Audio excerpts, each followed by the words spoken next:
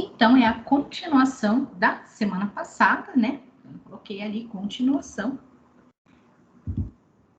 E com o slide inicial, que é o mesmo da semana passada, né? O método sensorial discriminativo ou de diferença. O intuito dele é ver se existe diferença significativa, né? Entre duas ou mais amostras. Poxa. Pera. O luzinho não quer funcionar hoje? Pera. Apareceu.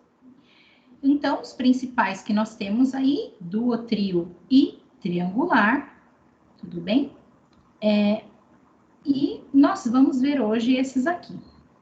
Comparação pareada, múltipla e ordenação, ok? Vamos estudar esses aqui. Comparação pareada. Como o próprio nome sugere, pareada significa par. Então, a gente compara de par em par a cada 2, tá? Nesse caso, a gente fala que ele é um teste direcional. Ele é de diferença, mas ele é já de direcional. Como assim? Eu falo para você provar um café, por exemplo, 2 cafés, e fala assim, ó, prove esses cafés da esquerda para a direita e diga qual deles tem o gosto mais amargo. Ou qual deles é o mais doce. Então, eu sei que um deles é doce, né? E eu quero que vocês falem para mim qual que é. Tudo bem? Então, a gente fala que é direcional por isso, porque a gente escolhe qual é o atributo específico que vai ser analisado ali. Tá bem? Então, além de verificar se existe diferença, eu quero saber a diferença em que atributo. Opa. Aqui, a probabilidade de acerto, então, é de 50%. Né? Porque se você vai provar 2 e um é mais do que o outro, então a chance de você acertar é de 50%. As pessoas, elas devem provar nas duas ordens. O mesmo jogador, professor, assim, ele vai ter que provar AB e BA. E para a gente dizer que ele acertou, ele vai ter que acertar qual é o mais doce, no caso, nessa primeira e nessa segunda rodada. Tá bom? Aí nós temos 2 tipos de teste de comparação pareada. A gente tem o que a gente chama de monocaudal. Monocaudal significa que, tipo, é uma resposta certa só. É no caso, como eu falei, do café. E aí eu tenho um deles mais doce, vamos lá. Então, eu sei que eu tenho um mais doce, tá? E nós vamos ver que tem o bicaudal também, que é a diferença direcional bicaudal, que é quando eu não sei. Tipo, eu sei que tem 2, que eles são diferentes, mas eu não sei qual dos 2 que é o diferente. Então, por isso que a gente fala bicaudal, porque qualquer um dos 2 pode ser a resposta certa, tá? A gente vai chegar lá. Então, nesse aqui, falando desse principalmente. Determinar se 2 amostras se diferem em um atributo específico é o mais simples e o mais utilizado, tá? Aplicada para determinar se há necessidade de aplicar outros métodos. Então, você faz ele, dependendo da sua resposta, você faz outros, tá? As 2 amostras são servidas juntas e, como eu falei, tem que fazer nas 2 apresentações AB e BA, no mínimo, né? Em média, no mínimo 20 jogadores, tá? Mínimo de treinamento. O que é esse mínimo de treinamento? Pelo menos uma seleção inicial e uma orientação. Falando em seleção, na semana que vem eu vou tirar justamente para estar vendo, verificando as fichas que vocês me preencheram, que eu ainda não tive tempo, né? Então, eles têm que ser capazes, gente, de um treinamento básico. E para nós sabermos aí a significância e fazer as análises, a gente vai olhar a tabela 2. Eu já deixei nos arquivos as tabelas. Então, vai estar lá no cabeçalho, tabela para comparação pareada monocaudal, tabela para comparação pareada bicaudal. Então, tem os títulos, que é onde a gente aprende, né, a ver quantos jogadores eu tenho, com que confiança eu quero, ver qual é a quantidade de pessoas que devem ter acertado, tá? Nós vamos chegar lá. Coloquei um exemplo aqui, então, para a gente enxergar o que acontece nesse teste. Olha lá. Devido à troca do tipo de laranja para a realização do suco de laranja de uma empresa X, observou-se que o suco fabricado com um novo tipo de laranja apresentava uma acidez ligeiramente maior comparado ao suco realizado com o tipo anterior de laranja. Né? Então, eu percebi, ó, que a acidez desse novo fornecedor, tá? Ela tinha uma acidez maior. Será que essa acidez é perceptível? Será que o meu consumidor vai perceber isso? Para a gente saber isso, nós fizemos um teste de comparação. Qual é o objetivo? Determinar se o aumento na acidez do novo suco de laranja vai ser percebida sensorialmente. Então, percebe? Aí as pessoas provaram a amostra A, que é o suco de laranja feito com a laranja antiga mesmo, e a amostra B, que é o suco de laranja feito com a nova laranja, que é a mais ácida. Então, como eu falei, esse vai ser monocaudal, porque eu sei qual que é a mais ácida. Tudo bem? Aí aqui é o planejamento, 20 provadores, utilizando a ficha, né? E a fichinha que nós entregamos foi a seguinte: você está recebendo 2 amostras codificadas. Por favor, prove as amostras da esquerda para a direita e circule em cada par a amostra mais ácida. Então, vamos supor que ele provou e achou que essa aqui é mais ácida. Tá? E aí, quais são os resultados que nós tivemos e que conclusão que nós podemos chegar? Né? As hipóteses. A hipótese A, que a gente fala nula, é que a acidez de A e B sejam iguais. Ou seja, não percebeu diferença. E a hipótese alternativa, que a gente chama de H1, é que a acidez da B seja maior que a acidez de A. Isso aqui que a gente quer descobrir se os julgadores vão perceber. Como eu falei, o delineamento, ó, eles receberam nas 2 ordens. Os resultados, 20 pessoas provaram. Tá bem? Aí, 16 conseguiram identificar a B como sendo a mais ácida. Do total de 20, 16. Aí, nós fomos lá na tabela 2 e vimos que aqui 5%, né, de significância ou com 95% de confiança, 15 pessoas deveriam acertar. Com 1% de significância ou 99% de confiança, 16 deveriam acertar. E 0,1% ou 99,9%, 18. No nosso caso, 16, então tá aqui. Então, qual é a conclusão? Nós podemos concluir com 99% de confiança de que há diferença sensorial entre as amostras, ou seja, o meu consumidor vai perceber que o meu suco está mais ácido do que o normal. Então, não recomenda-se usar essa laranja, tá? Ou se for usar, uma solução é fazer um blend, que agora está na moda, né? O que seria esse blend aí? Tenta comprar dos 2 fornecedores e põe parte de um lote, um pouco de um e um pouco de outro para dar esse equilíbrio. Aí, nesse caso, se a empresa optar por isso, ela vai ter que fazer o quê? Fazer esse teste aqui, que seria uma amostra C, fazer tudo isso aqui de novo para ver se com essa amostra, aí a acidez não ficou tão perceptível, tudo bem? Mas só o fato de mostrar aqui que, nesse caso, que a amostra B deu diferença, significa que eu não posso comercializar assim, a menos que eu queira que o meu consumidor perceba a diferença. Nesse caso, eu posso até perder clientes, que não é legal, né? Coloquei uma observação aqui, ó. Se por acaso 14 percebessem, a gente poderia dizer que não existe diferença significativa. Por quê? Pela tabela, o mínimo que nós precisávamos era 15, né? 14 também é menor do que 15, então, se 14 tivesse percebido, a conclusão nossa seria outra, ok? Agora, o teste de diferença bicaudal. Aqui eu falei, né, que o nome é bicaudal porque eu tenho 2 hipóteses alternativas, eu posso ter 2 respostas certas, ou 3, que nós vamos ver aqui. Quais seriam, né, as hipóteses? No exemplo vocês vão entender, prestem atenção. O exemplo aqui, ó. Uma pesquisa demonstrou que os consumidores preferem sucos naturais.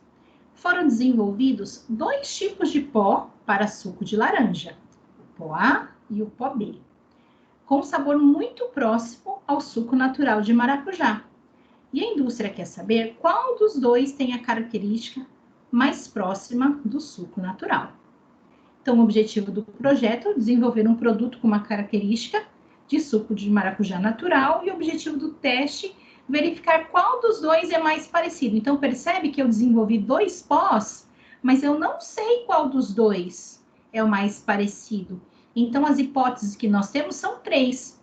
Os dois serem iguais, parecidos, o A ser mais parecido ou o B ser mais parecido, certo? Nesse caso, nós utilizamos 80 jogadores. Lembrando que quanto mais jogadores eu utilizar, mais confiáveis serão os meus resultados. A fichinha que foi utilizada foi o seguinte, então, nome e data, como sempre, tipo de amostra, suco de maracujá. Então, olha lá, prove o suco da esquerda para a direita e circule o número relativo à amostra que você considerar como o sabor mais parecido com o suco de maracujá natural. Então, vamos supor que o carinha provou e colocou aqui. Quais são as hipóteses, os resultados e a conclusão? Vamos ver lá no próximo slide. Hipóteses. A nula, né, que a gente fala que é H0. Esses termos aqui, gente, H0, H1, vem da estatística, tá bom? No caso, a amostra A for igual à amostra B. Nesse caso, o A e B tem um sabor bem parecido, então não tem como distinguir, né? Hipótese alternativa. A amostra B é diferente da A.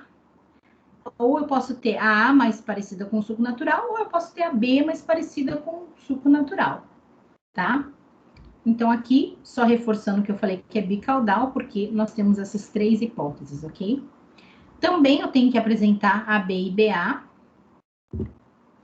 Resultados. Então, dos 80 que provaram, a A foi indicada por 56 pessoas como sendo a mais parecida com o suco de maracujá natural. Não é laranja aqui, ó, é maracujá. A laranja do exemplo anterior. A professora comeu bronha aqui, desculpa. Vamos olhar na tabela 3. Nesse caso, a tabela que eu vou olhar, que tá lá, vocês vão colocar comparação pareada para bicaudal. Então, significância, ó, 5%, 1%, 0,1 para 80 respostas. Então, 5% significa que 50 pessoas deveriam ter acertado. 1%, 52. 56, 0,1. Que é justamente o que nós tivemos. Então, 0,1 significa 99,9%. Então, o que a gente pode concluir? Que, com 99,9% de confiança, pode ser que a amostra A é aquela que apresenta o sabor mais próximo ao suco de maracujá. Portanto, o ideal é que seja feito, né, o produto com essa amostra aqui. Tá bem? Olha só que interessante. Observações importantes. Então, aqui eu estou frisando mais uma vez quando que eu uso o teste monocaudal e quando eu uso o teste bicaudal. Então, eu coloquei 2 exemplos aqui para a gente frisar bastante isso. Ambos, monocaudal ou bicaudal, são o que a gente fala comparação pareada. Ou seja, você está comparando um com o outro. Ok?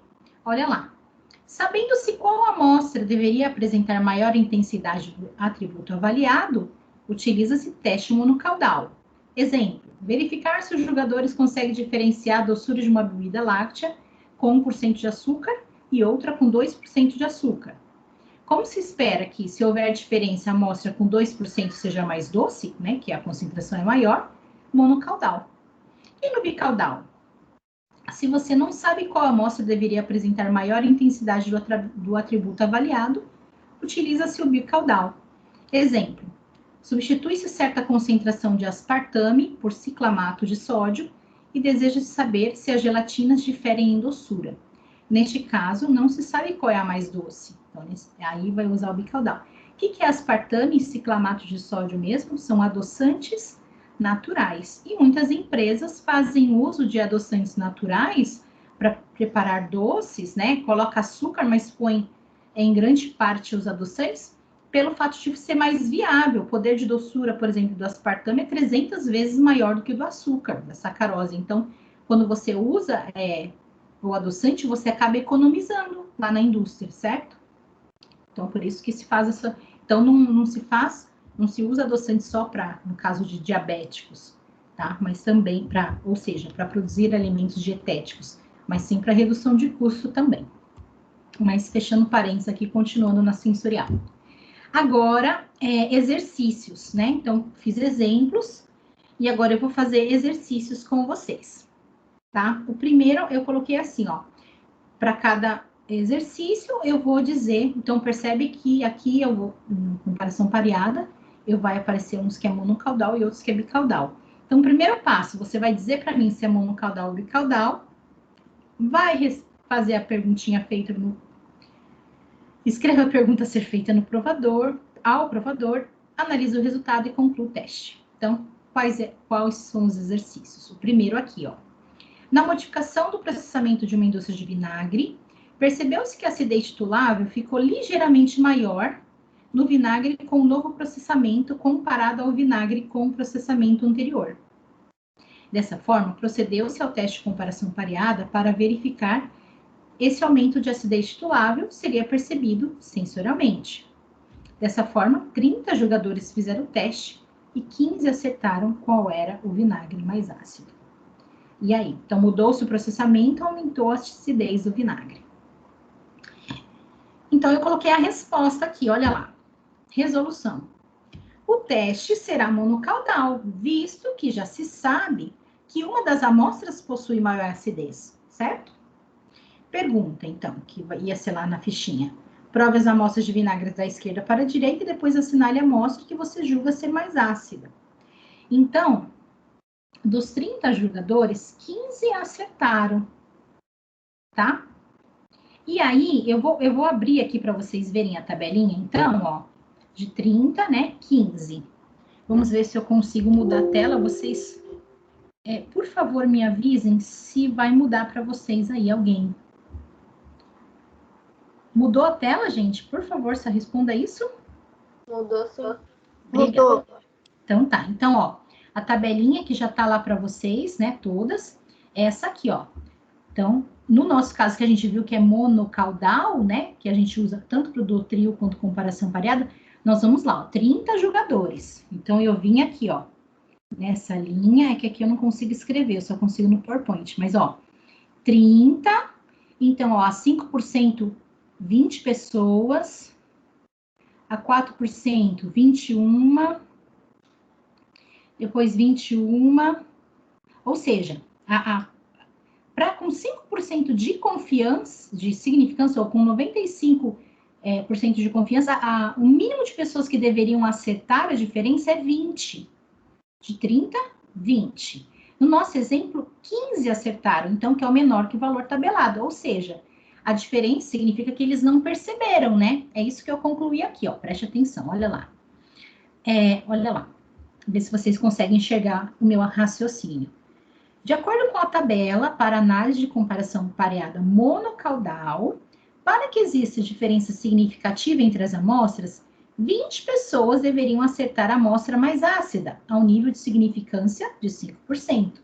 Como apenas 15 acertaram, pode-se dizer que a acidez da nova amostra de vinagre não é perceptível. Então, por mais que essa acidez seja um pouquinho maior lá durante o processamento, ela não é perceptível para o meu consumidor. Então, tudo bem eu continuar dessa maneira, tá? Então, é sempre assim, você aplica o teste, aí você vai lá na tabela certinha para o seu teste e verifica quais são os números. Ok? Vamos lá, então, para o outro exercício. Eu vou deixar assim, não na apresentação, que depois eu quero ir na tabela novamente com vocês. Aí, daqui a pouco eu abro a apresentação. O outro exercício é o seguinte, olha lá. Com o objetivo de aumentar o gosto salgado de um produto alimentício, sem aumentar o seu teor de sódio, foram testadas duas novas fórmulas. Uma delas substituindo parte do cloreto de sódio por cloreto de potássio, e outra formulação substituindo parte do cloreto de sódio por cloreto de cálcio. Procedeu-se ao teste de comparação pareada com o objetivo de verificar qual dos dois teria ficado mais salgado, sendo que os dois produtos tiveram, com a nova formulação, teores de sódio reduzidos. participaram do teste 32 jogadores e 24 optaram pela formulação com cloreto de potássio. Olha só que interessante, né? Então, 24 com cloreto de potássio. Olha que bacana, as empresas já estão preocupadas com isso, porque o sódio, ele é prejudicial às pessoas, né? As pessoas hipertensas. Então, as indústrias estão substituindo o sódio por outros sais, né? O cloreto de sódio por outros sais, com o intuito de fazer com que o alimento seja também, tenha o gosto, né? Salgado, porém que não prejudique tanto os hipertensos. Tá, mas isso aqui falando de nutrição. Vamos aí responder a nossa perguntinha, de acordo com o que falei lá em cima. Primeiro, dizendo se vai ser monocaudal ou bicaudal. Aqui vai ser bicaudal, não é? Porque eu não sei qual dos dois substitutos, o cloreto de cálcio ou o cloreto de potássio, vai dar o que eu quero, que é o sabor salgado. Então, eu coloquei aqui a resolução do exercício para nós. Olha lá. Ops. O teste vai ser bicaudal, visto que não se sabe qual das amostras é a mais salgada. A pergunta, então, para na fichinha, prove as amostras do produto alimentício da esquerda para a direita e assinale aquele que julgar ser o mais salgado.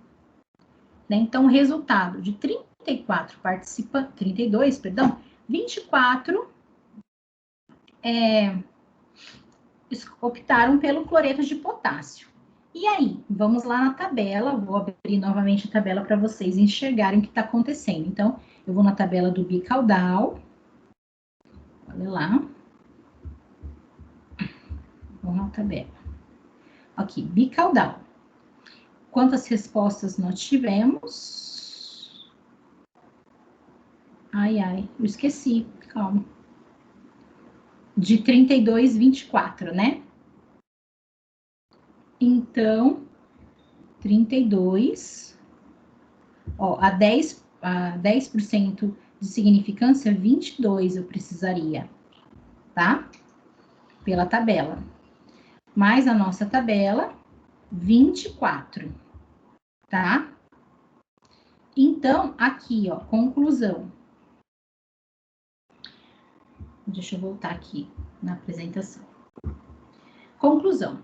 De acordo com a tabela para teste pareado bicaudal, para que exista diferença entre as amostras, 24 jogadores, de um total de 32, deveriam ter indicado a amostra com sabor mais salgado, a nível de significância de 1%. Como neste teste, foi este o total de jogadores que identificaram a amostra mais salgada, pode-se dizer que o cloreto de potássio é aquele que fornece o melhor resultado na substituição ao cloreto de sódio. A ambulância. Vou esperar ela passar. Tudo bem? Então, você vê se o número de respostas que você obteve é o suficiente, né? Vamos lá. Ordenação. Então, vimos comparação. Oh, Jesus, sexta-feira à noite as palavras já vão sumindo. Respira. Falamos, então, comparação pareada, bicaudal e monocaudal. Né? Agora nós estamos falando comparação múltipla ou ordenação. Né? Porque quando eu comparação múltipla, eu comparo um com os demais. Tá? Eu comparo 3 ou mais. E aí, de certa forma, quando você compara, você está ordenando, porque você está falando compare a doçura dos 3 cafés. Então, você vai provar os 3 cafés e vai falar assim, ó, o terceiro é o mais doce, o segundo é o menos, e o primeiro é no meio do caminho. De certa maneira, você está ordenando, concorda? Então, por isso que o nome teste de ordenação. Então, coloquei lá, ó. Este teste permite a comparação de 3 ou mais amostras em relação ao atributo em específico, tá? Os resultados são ordinais. O que significa ordinais? Eles vão sair em ordem, tá? Do menos para o mais, ou do mais para o menos, ordem crescente ou decrescente, tá? Os resultados são calculados pela soma das ordens para cada amostra e avaliados estaticamente pelo teste de Friedman. Aí a gente vai usar a tabelinha aqui que tem lá. Esse teste estatístico indica a diferença crítica entre os totais de ordenação. Então, diferença crítica, para ter diferença entre uma amostra e outra, tem um valor tal lá. É isso que nós vamos ver. Julgadores, não menos que 8, tá? E, se possível, usar 16 ou mais, mas no mínimo 8. Também, se usar muito, fica ruim, porque nesse caso vocês vão ver que as análises, elas vão gerar uma tabela e tudo mais. Então, se você não tiver muito tempo para realizar esse teste, trabalha com as quantidades mínimas, aí 8 e 10 e tudo mais. Claro que se você puder optar por mais, melhor ainda. Exemplos, vamos lá. Olha só esse aqui. Uma determinada linhagem de frango foi separada em 3 grupos, sendo que cada grupo foi alimentado com um tipo de ração diferente. Objetivo do teste: comparar a textura de carne branca de frango alimentado com as 3 rações diferentes.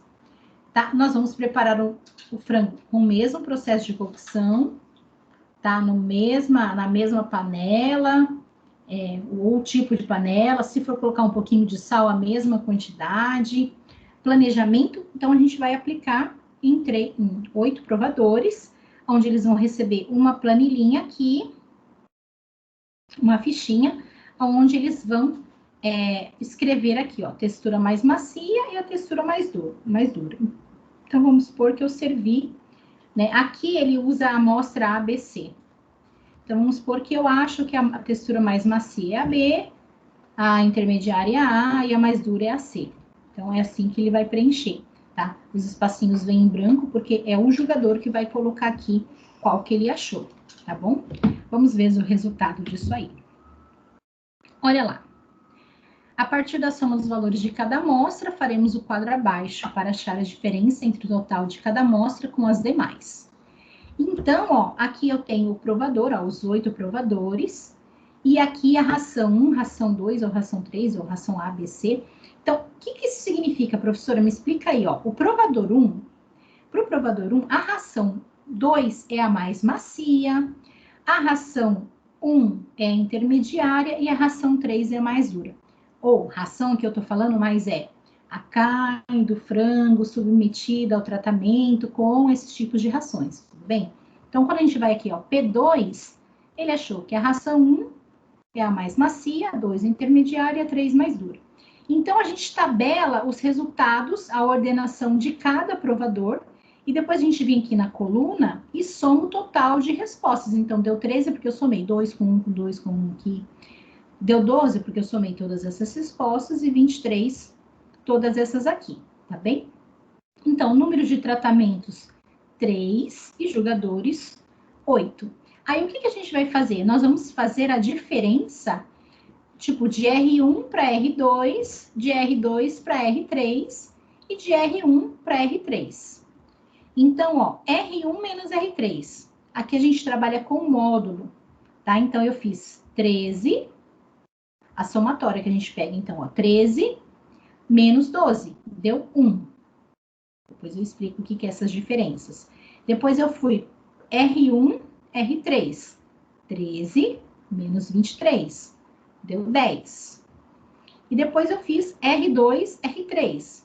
12 menos 23, que deu 11. Na tabela, o número crítico, a diferença crítica, para essa quantidade de provadores e para essa quantidade de tratamento, é de 10, ou seja, a diferença da somatória entre um e outro tem que dar 10. Então, aqui, ó, com R1 e R2 a diferença deu 1, significa que esses dois tratamentos não têm diferença entre si. Já entre R1 e R3 deu 10, ou seja, eles se diferem entre si, 5%, né, de significância. E R2 e R3 deu 11, que também se diferem entre si, tá? Então, é assim. Aí, com relação à o que a gente pode concluir com isso? Deixa eu ver se eu coloquei a conclusão aqui. Tá, mas eu vou explicar aqui. O que a gente pode concluir? Primeiro, que a ordenação é a seguinte: como nós tivemos aqui 13 respostas, aqui 12 e aqui 23, a gente pode dizer que a ração 12 não é da mais macia para mais dura? O 12 é o que é o número menor, indica que a ração 2 é aquela que teve a textura mais macia, a ração 1, a intermediária, e a ração 3, a carne mais dura. Então, a nossa ordem aqui seria 2, 1, 3. Como você sabe isso, professora? Pela soma aqui, né? E percebi também aqui que a diferença entre R1 e R2, 1 e 2, foi muito pequena. Então, eu posso tanto usar a ração 1 quanto a ração 2. É o que está falando aqui, ó. Observe. A carne branca de frango alimentado com as rações 1 e 2, não houve diferença significativa na textura mais dura em relação às demais, ao nível de significância de 5%. Portanto, as duas podem ser usadas para se obter uma textura macia, né? Ah, professora, então aí, e qual delas eu vou usar então? Ué, a minha resposta é depende, né? As indústrias vão optar sempre por quê? Pela que for mais barata. Qual que vai ser mais econômica via... Calma. Qual vai ser mais econômica, né? Qual vai ser a mais viável economicamente? Aí é que eu vou usar. Tá? Aí eu coloquei um exercício. Ó, preste atenção nesse exercício. É esse aqui nós vamos resolver juntos. Nossa, professora, isso é estatística? Basicamente, né? Mas é análise sensorial. Então, o exemplo é o seguinte. Foi desenvolvido um suco de fruta dietético com 2,5% de adoçante. Tá? O controle de qualidade deseja saber qual a variação na porcentagem de adoçante da formulação que não afetaria a intensidade do gosto doce do produto. Foram preparadas amostras do suco de frutas em 1,5% amostra A, 2% amostra B, 2,5% a C, 3 a D, 3,5% a E. De adoçante, foi aplicado o teste de ordenação com 15 provadores, utilizando a ficha aqui abaixo. A fichinha foi a seguinte. Você está recebendo 5 amostras codificadas. Por favor, prove as amostras da esquerda para a direita. Ordene as amostras em ordem crescente em relação à doçura, da menos doce para mais doce. Então, eles chamaram as amostras aqui de A, B, C, D e E. Tá? E 15 provadores. Ele até encurtou a tabela aqui para ficar mais fácil para a gente enxergar. Então, tá pedindo ali, ó. Analise os resultados e verifique se há diferença significativa entre as amostras. Conclua qual a variação que pode ocorrer no processamento sem alterar a doçura e faça uma tabela com os resultados. Nossa, professora, é assim? É. Então, aqui, ó, já tá na ordem, ó, A, B, C, D. Aqui, as pessoas que provaram falaram que a amostra A é a menos doce, que a amostra E é a mais doce. Pudera, né? Porque a amostra A, ó, é a com menor concentração de adoçante e a amostra E é aquela que tem a maior concentração de adoçante, tá? E aí, quais são os resultados? Vamos lá. O que eu fiz? Primeiro, eu vi o valor crítico tabelado. 15 julgadores e 5 amostras. Então, a diferença, para eu dizer que existe diferença, tem que dar 24. Então, ó, A menos B, eu peguei 17 e tirei de 42. Ah, professor, mas vai dar menos 25. A gente considera a diferença numérica, assim, com relação a um módulo. O que é esse 17 menos 42, professora? Voltando aqui, ó.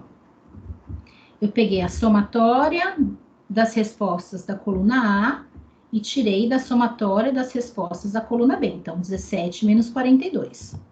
Ops. Deu 25. Aí eu fiz A menos C, porque a gente tem que fazer diferença de todo mundo, né? A menos C. 17 menos 46, deu 29. A menos D, deu 30. A menos E, 56. Depois eu fiz B menos C, B menos D, B menos E. Fiz aqui. CD, CE e DE. Eu fiz todas as possibilidades, comparando A, B, C, D e E. E aí eu montei, como ele pediu para a gente enxergar, uma tabela. Olha lá, então aqui eu coloquei A, B, C, D, E, A, B, C, D, E, né? Então, aí eu fiz aqui, ó, A com A não tem diferença, A com B deu 25. 25 é significativo, porque nós vimos que o valor crítico tabelado é 24. Onde que a gente pegou esse valor 24, professora? Eu vou abrir aqui com vocês, ó. Eu fui lá, ó. Valores críticos para comparação com os módulos de diferença entre as somas de ordem de teste de ordem no método de Friedman. Então, quantos jogadores nós tivemos? 15. Quantos tratamentos? 5. 5 amostras. Então, ó, ligando 15 com 5 deu 24. Tá? Então, é esse número que eu peguei aqui. Então, se a diferença entre A e B, perdão, entre os dois, derem menor do que 25, menor do que 24, não é significativo, que a diferença, né? Então, aqui, ó, não é significativo, não significativo. Agora, se é maior que 24, é significativo. Então, aí aqui, ó, o que que eu fiz? A conclusão que nós chegamos. Então, eu montei essa tabelinha. Vamos ver se vocês entendem o meu raciocínio. Olha lá. De acordo com os resultados, pode-se dizer que não houve diferença significativa entre as amostras B, C e D. Então, ó, B, C e D não deu significativo. Por quê? Entre C e B, ó, deu 4%. Entre C e D, deu 1%. Então, B, C e D não apresentaram diferença significativa. Tudo bem? Que são as concentrações de B de 2%, C 2,5% e D 3%, né? Então, meu produto ele foi desenvolvido com 2,5%, né? Por isso que eu coloquei até em vermelhinho aqui. Então, não deu diferença, as pessoas não perceberam na concentração de 2, 2,5 e 3. Aí, o que, pensando industrialmente falando, né? Coloquei, por questões de custo, recomenda-se a utilização da concentração de 2. Porque se eu desenvolvi o produto com 2,5, mas eu percebi que se eu colocar 2%, as pessoas não perceberam a diferença na doçura, eu vou optar por 2%. Por quê? Questão de custo, né? Eu vou gastar menos para fazer o mesmo produto, vou deixar o meu patrão feliz, vou deixar o meu cliente satisfeito, né? E vou continuar com o meu trabalho. Consegue enxergar o que acontece? Por que que a gente faz esses testes aqui? Esse aqui eu sei que ele é mais complicado de entender, como eu falei, que envolve estatística, análise estatística. Então, eu vou pedir para vocês, se não ficar muito claro, leem com calma, tá? E se precisarem, me chamem no chat ou lá no WhatsApp que eu respondo vocês, tá? Então, vamos voltar aqui. Voltando. Vou parar a gravação.